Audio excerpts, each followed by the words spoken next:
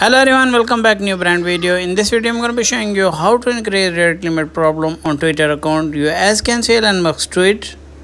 Verified account are limited to reading 6,000 posts per day and unverified account to read 600 posts per day and new unverified account to read 300 posts per day.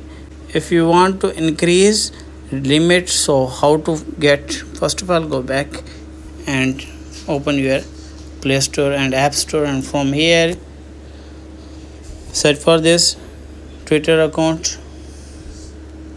Tap on Twitter account, tap on this and make sure that update your Twitter account. After update your Twitter account, go back and from here what you need to do it verified account. After verified account, I hope your problem will be fixed. If the video is helpful, then like and subscribe my channel. If you have any problem, share with me in the comments box. I am help you more. Thanks for watching.